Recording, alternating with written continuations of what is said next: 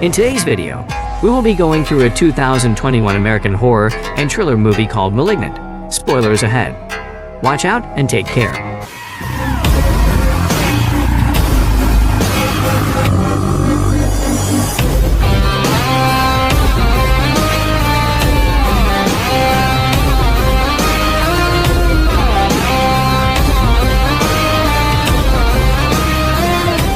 In 1993, at the Simeon Research Hospital, Dr. Weaver is recording a video log regarding someone named Gabriel and how he has become more unstable. Dr. Weaver is then alerted that Gabriel has broken free and is going on a rampage. Several hospital staff members are brutally killed by Gabriel in a locked room. A security tries to tranquilize Gabriel, but he breaks his arm. Finally, Dr. Weaver is able to tranquilize him. She and her colleagues are able to enter. They find the corpses of the staff. We see a pair of a child's leg, and then they manage to grab and detain Gabriel. When Dr. Weaver addresses Gabriel, a glimpse is shown of a grotesque creature screeching at everyone. Gabriel also causes the lights to flicker and uses a radio to project his thoughts, saying he will kill them all. Dr. Weaver then declares, "It's time to cut out the cancer." In the present day, Madison is on her 4th pregnancy after suffering 3 previous miscarriages. She lives with her husband Derek, who is abusive and useless. Derek blames Madison for the loss of the babies, and during a heated argument, he throws her so hard against the wall that he cracks her head open and leaves a huge hole in the wall. Derek quickly tries to apologize and goes downstairs to get some ice before Madison locks herself in her bedroom with her head bleeding. Later that night, Madison sleeps while Derek hears a noise in the living room. He sees the blender has been turned on, and also the fridge suddenly opens on its own. He finds a shadowy figure appearing to watch TV. But when he turns on the lights, nobody is there anymore. Derek is stalked by the figure until it hits his head hard against the wall. Madison suddenly wakes up, still bleeding, and goes downstairs to see what is going on, where she finds Derek's body appears to have mangled his body. The dark figure then appears to chase Madison through the house until she gets knocked unconscious. Paramedics and authorities come upon the Mitchell house and take Madison to the hospital. She is met by her sister, Sydney, who tells her that she was attacked. Derek is dead, and what's worse is that she has lost her baby again. Madison wails in agony. Madison's room is later visited by Detective Shaw, who speaks to Sydney as Madison cannot speak. She tells Shaw that Derek kept her away from Madison, so she never knew how abusive he was to her or that Madison suffered previous miscarriages. Shaw's partner detective Moss tells him there is no print on Derek's body and suspects that Madison killed Derek herself for all the abuse. 2 weeks later, Madison returns home and tries to get her life back to normal. She hears noises and sees what looks like a shadowy figure outside on the street from her window. The next morning, she blocks every openings with wood planks for protection. When Sydney comes to visit later, Madison tells her something that she never knew. Before Sydney was born, Madison was adopted by Sydney's parents when she was about 9 years old, which leaves Sydney in shock. The next scene, an unnamed woman is acting as a tour guide for a group of people checking an underground exhibit. When the group leaves, the woman is left alone and is stalked by the figure. He attacks her and later brings her to an attic where he keeps her tied up. The figure demands to make a call to Dr. Weaver.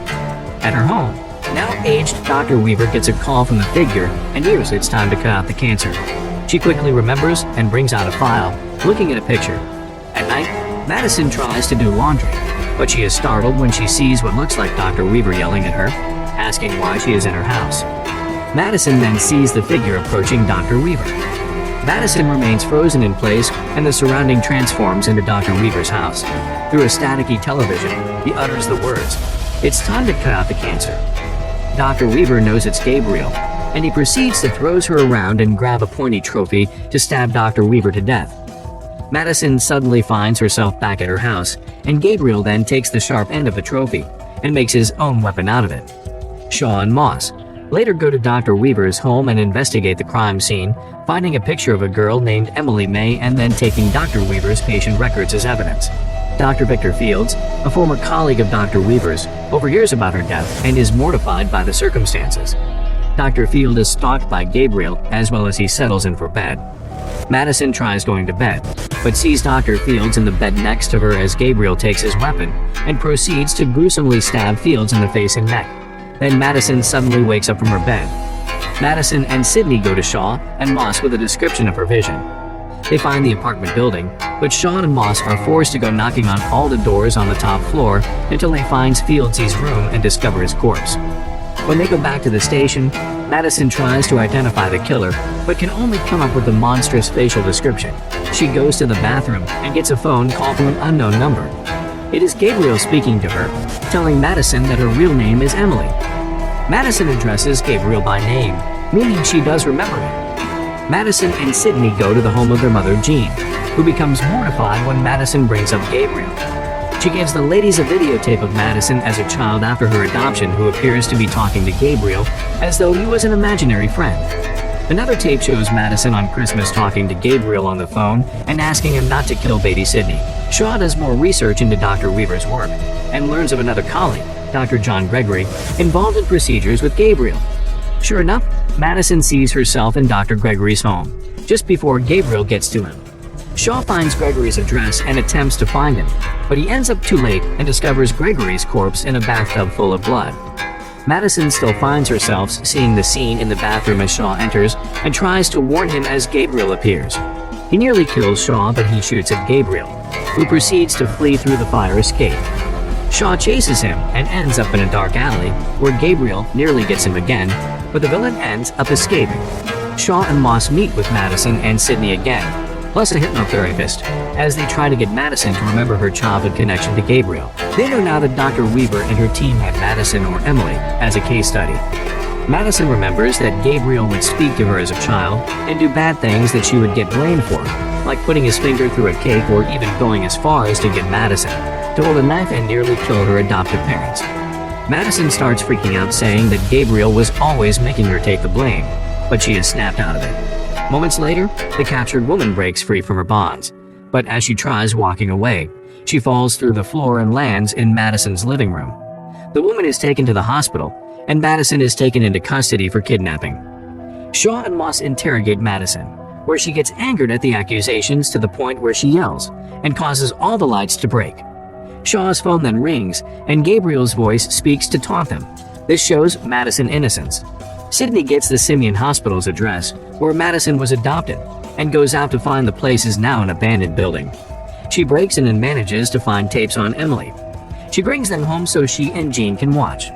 They learn that Madison's biological mother, Serena, had given up her children to the hospital because she was 15 and they were the product of rape, which Jean didn't know about since the hospital told her that Madison's mother died. They see Dr. Weaver doing a test with Madison, as she says that Gabriel speaks to her, and the camera pans over to reveal the truth. Gabriel is a formerly conjoined parasitic twin, akin to a teratoma tumor in the back of Madison's head. Dr. Weaver and her team surgically removed Gabriel from her body, but fearing that they might accidentally kill Madison, they took out only as much as they could while the rest of Gabriel remained dormant in her head. The visions that Madison had seen were Gabriel projecting images into her mind that made her think she was living normally in her house, when in reality, he was taking over her body and using it to carry out the murders. When Derek smashes Madison's head against the wall, that brought Gabriel back out, and explains why Madison always wakes up with her head bleeding after seeing what Gabriel did. As this happens, Shaw learns from Sydney that the captive tour guide is Serena. Madison is in a prison cell with other women, who quickly antagonize her, and two of them begin to assault her. Gabriel proceeds to take over, revealing his hideous face from the back of Madison's head. Gabriel slaughters all the women in the cell one by one, and breaks free when a guard comes by to stop him. He recovers his signature suit and weapon before he rampages through the station and murders other guards. Shaw and Moss get to the scene to subdue Gabriel, but later get knocked out with a chair. Gabriel then proceeds to the hospital where Serena is admitted. On the other hand, Sydney is in the hospital to meet Serena. Once she gets there, Gabriel kills one guard by frying his pacemaker and shoots him. Gabriel makes it to Serena's room, while trying to kill Sydney for Madison choosing her over him as sibling. Serena wakes and apologizes to Gabriel for giving him up. At the moment, Shaw appears behind and shoots Gabriel. In return, he hurls his weapon at Shaw's chest and wounds him. Sydney tries to stop Gabriel from killing Serena. He hurls a hospital bed at her and appears to crush her, as she tries telling the subconscious Madison that Gabriel was responsible for her miscarriages, as he was feeding off the fetuses to regain power. Gabriel shoots Sydney in the head before going after Serena. She begged for her life, but still kills her. saying that it's her fault that he's a monster. Suddenly, the whole scene turns dark. Then Madison's voice calls out saying that Gabriel was always a monster. It turns out that she has now learned his mind manipulation skills and forced Gabriel to see what she wants, meaning he didn't kill Sydney or Serena. Madison regains control of her mind and body and creates a prison for Gabriel to be trapped in, never to allow him to hurt anybody ever again. All we can do is scream in futility from behind bars.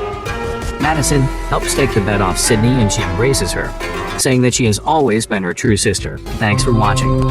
Please don't forget to subscribe and turn on the notification bell to get notice when a new video is uploaded.